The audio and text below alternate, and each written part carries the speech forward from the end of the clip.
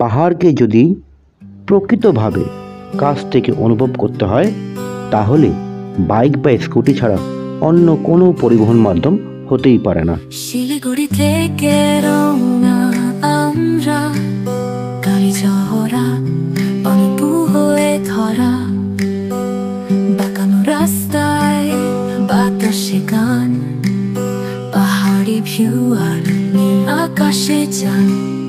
পাহাড়ের পথে তিস্তার ধারে রাইড করি আমরা, স্বপ্নে ভরে পারে হাত উঠিয়ে বাতাসে হাসি। ব্লগের জন্য আজকের যাত্রা আসি। শিলিগুড়ি থেকে কালিম্পং যাওয়ার অনেকগুলো রাস্তা আছে, কিন্তু আজ আমরা বেছে নিয়েছি একেবারে অফবিট আর সুন্দর রুট। এই রাস্তায় নেই কোনো ট্রাফিকের ঝামেলা, আছে পাহাড়ি গ্রাম, তিস্তা নদীর মনোমুগ্ধকর ভিউ আর অ্যাডভেঞ্চারের স্বাদ। তাহলে চলুন গল্পটা শুরু করা যাক। এখন আমাদের নেক্সট গন্তব্য হচ্ছে, এখন এখান থেকে স্কুটিটা নেবো, স্কুটি নিয়ে আমাদের নেক্সট গন্তব্যস্থল চিকলেগাঁও হোমস্টে, সেখানে যাবো। অন দ্য ওয়ে অফ অনেক কটা সাইট সিন আছে, ইচ্ছা আছে সেগুলো কভার করতে করতে যাওয়া, বিকজ দু একটা পয়েন্টের আগে আমার কভার করা হয়নি। তো পানবুর ওদিকে কালীজোড়া হয়ে উঠবো, পানবুড়িও যাবো এবং সেখান থেকে বেশ করে সাইট সিন করতে করতে আমরা চিকলেগাঁও থেকে পৌঁছাবো। রাস্তাটা অসাধারণ, সান্তার হয়ে বেরোবো। জার্নিটা আপনাদেরও খুব ভালো লাগবে, তাহলে আমাদের সঙ্গে থাকুন, আমাদের মাধ্যমে আপনারা এই যাত্রাটা দেখতে থাকুন। স্কুটি নিয়ে বেরিয়ে পড়েছি কালীঝোড়া ড্যাম থেকে পানবু ভিউ পয়েন্টের পথে। পাহাড়ি আঁকাবাঁকা রাস্তা, এক পাশে সবুজ বন আর অপর পাশে পাহাড়ি নদীর ধারা, সত্যি অভূতপূর্ব এক অনুভূতি। ওটা হচ্ছে সেবকের রেল ব্রিজ, দেন কোঅর্ডিনেশন ব্রিজ, আর এই হচ্ছে তিস্তা রিভার। আর এখানে দেখা যাবে না, এখানে সিকিমের রেল লাইনের ট্র্যাকটা আছে, কাজ হচ্ছে। তো অসাধারণ একটা জায়গায় বাইকের ইঞ্জিনের শব্দ আর বাতাসের ঝাপটা মিলেমিশে যাচ্ছে প্রকৃতির সুরের সাথে। প্রত্যেকটা মোড় ঘুরলেই নতুন দৃশ্য, কখনো পাহাড়ের বুক চিরে রাস্তা, কখনো আবার তিস্তা, আবার কখনো মেঘে ঢাকা দিগন্ত।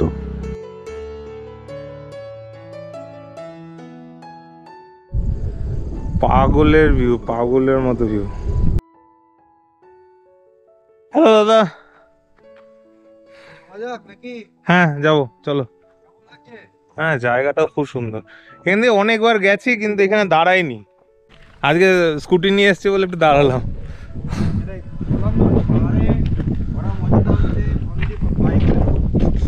জায়গাটার নাম পানবু থেকে সামথারের পথে, জায়গাটা একবার দেখুন। পাহাড়ি রাস্তা আঁকা বাঁকা আর সামনে একের পর এক অদ্ভুত সুন্দর দৃশ্য। স্কুটির চাকা ঘুরে চলেছে আর সাথে সাথে খুলে যাচ্ছে নতুন নতুন প্রাকৃতিক রূপ। এই যাত্রা শুধু একটা রাইড নয়, এটা একটা অন্য অভিজ্ঞতা। প্রকৃতির কোলে এই রাস্তায় যেন একটা গল্প লিখে চলেছে, যেটা মনে থাকবে চিরকাল। রাহুল ভাই, এই যে সাপের মতন আমরা রাস্তা যেগুলো আছে, এই পানপুর যে রাস্তাটা সাপের মতন প্রায় অলমোস্ট, আর খুব খাড়াই রাস্তা, স্কুটি নিয়ে এসে ঠিক করলাম। আরে একদম একদম আরামসে চলে যাবো। মানে আমরা যাই বলে আমাদের কোনো প্রবলেম না, বাট অনেকেই ভাবেন যে ভাই রাস্তার NH10 একদম গেছে, নষ্ট হয়ে গেছে। কালীঝোড়া পর্যন্ত ঠিক আছে, কোনো অসুবিধা নেই। এমনি হোমস্টেতে যাওয়ার তিনটে রাস্তা আছে, একটা হচ্ছে তিস্তা বাজার হয়ে কালিম্পং সিটি হয়ে যাওয়া যায়, একটা হচ্ছে এই পানবু রাস্তা ধরে যাওয়া যায়, আর একটা হচ্ছে আপনার বাঁকড়াকোট হয়ে যাওয়া যেতে পারে, অথবা আপনি যদি চান তাহলে লাভা হয়ে উঠতে পারেন। সেক্ষেত্রে কিলোমিটার বেশি, গরুবাথান লাভা হয়ে ওদিক দিয়ে উঠতে পারেন। তো সেক্ষেত্রে কিলোমিটার একটু বেশি হলেও যদি মনে হয় যে না প্রকৃতিকে বেশ উপভোগ করতে করতে যাবো, রাস্তাকে দেখতে দেখতে যাবো, তাহলে পানবু কিন্তু টাইম কনস্ট্যান্ট যদি না হয়, তাহলে লাভার রাস্তা প্রচন্ড ভালো, সিনিক বিউটি অসম্ভব সুন্দর, পাইন ফরেস্টের ভেতর দিয়ে যাওয়া। পানবুর এই পানবু আর সামতারের থ্রু দিয়ে যে কালিম্পং এর রাস্তা, এটাও ভালো, একটু খাড়াই আছে, খাড়াই বেশি। যারা বাইক নিয়ে আসেন তাদের ক্ষেত্রে যদি অভিজ্ঞতা থাকে তাহলেই কিন্তু এই খাড়াই রাস্তা ওঠার প্ল্যান করবেন, আদারওয়াইজ আমি সাজেস্ট করবো না। তাহলে সেক্ষেত্রে 4 হুইলার আসুন। আর আমরা যেহেতু এক্সপার্ট হয়ে গেছি, মানে আমি আরও প্রায় এই স্কুটি করে করে বাইক করে করে পাহাড়ে ঘুরি, তো একটা অভিজ্ঞতা অর্জন করে নিয়েছি, ফলে আমাদের এখন আর প্রবলেম হয় না, কি তাই তো? একদম। আর পাহাড় ঘুরতে হলে ভাই বাইক স্কুটি বেস্ট। আমরা যে দাঁড়ালাম, আমাদের জন্য 4 চাকা দাও তো, এই যে যে জায়গাটা ভালো লাগছে সেই জায়গাটা দাঁড়িয়ে যায় একদম নিস্তব্ধ, পুরো প্রকৃতির মাঝখানে। শুধু আমরা আর যদি একটু খেয়াল করি তাহলে দূর থেকে একটা পাখির আওয়াজ কানে আসছে, ভাল লাগছে। এইগুলোই তো মুহূর্ত, এই জন্যই তো আসা এখানে, কি তাই তো ভাই? একদম একদম। আর উপরি পাওনা এর হোমস্টে। চল এবার যাচ্ছি, চল। এক্সেলেন্ট জায়গা, দুর্ধর্ষ জায়গাটা, ভিউ আর লাগছেও সেরকম, রাস্তাটাও সেরকম। এখান দিয়ে আমি শেয়ার গাড়িতে এসছি, তবে এবার নিচ থেকে যে স্কুটি নিয়ে যে চলছি আলাদাই ফিলিং।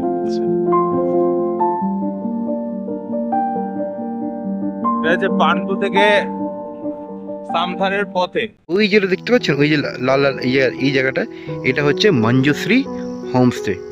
তো এখানে আমি গেছি, তো এমন একটা জায়গায় এই ভিউ পয়েন্টটা, ওফ,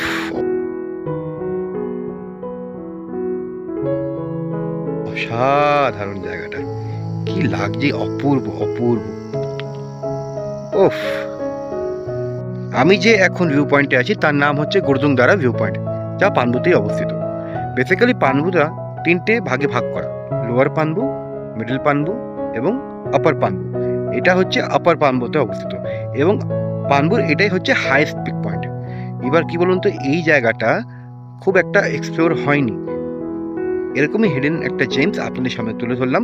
কোনো সাধারণত গাড়ি নিয়ে এলে কোনো ড্রাইভাররা এই জায়গাটা দেখায় না, ওরা পানবু ভিউ পয়েন্ট দেখে বেরিয়ে যায়, বিকজ এই জায়গাটা প্রচণ্ড খাড়াই, গাড়ি কিন্তু চলে আসতেই পারে এবং পার্কিংয়ের যথেষ্ট ব্যবস্থাও আছে। এখানে মাঠ টাইপের আছে, এখানে গাড়িগুলো রাখা যায় এবং এই ভিউ পয়েন্টে ঢুকতে গেলে কোনো রকম কোনো এন্ট্রি চার্জ নেই।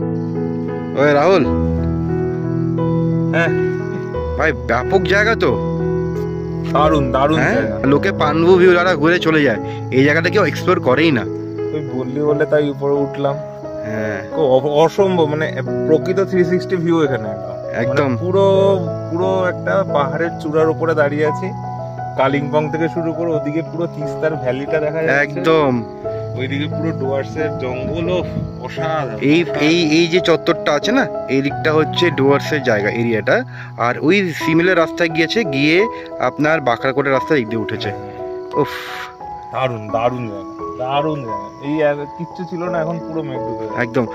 তো এখানে একবার ট্রাই করুন, এখান থেকে কিন্তু 360 আপনি ভিউ পাবেন, যেটা ওকে বলে না অ্যাকচুয়াল 360 ভিউ।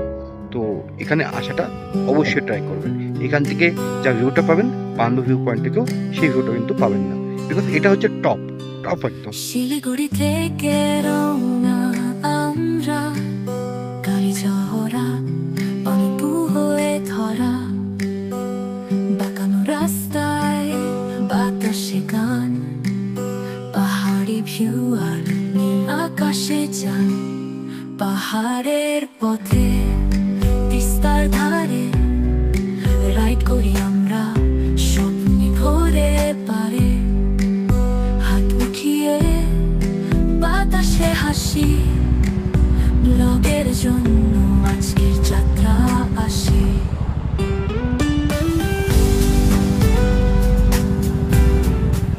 অসাধারণ একটা জার্নি করে আসছি, পানবুদারা ভিউ পয়েন্ট হয়ে, সামথার হয়ে, মানে কি না কি রাস্তায় দেখিনি, সেইগুলো তো ভাষায় বর্ণনা করা যায় না। কারেন্টলি এখানে পাবং হয়ে চারকোল ছোঁয়া হালকা টাচ করে বেরিয়ে পাবং হয়ে আসছি। কতগুলো গ্রাম দেখলাম, কত কি ভালো লাগা হলো, বেশ কটা জায়গা দাঁড়ালাম, অসাধারণ। কারেন্টলি যেখানে দাঁড়িয়ে আছি সেটা যে রিলি ব্রিজ, একদিক পাবংয়ের দিকে চলে যায়, আরেকদিক কাকফেরগাঁওয়ের দিকে চলে যায়, লোলেগাঁওয়ের দিকে চলে যায়। আর মানে এখন আর ম্যাপ লাগে না, ব্যাপারটা হয়েছে এরকম, এই কয়েক মাসে পাহাড়টাকে পুরো চষে নিয়েছি, ভালোবেসে ফেলেছি। আর ভালোবাসি বলেই হয়তো প্রত্যেক উইকেন্ডে ছুটে আসি এই পাহাড়ে।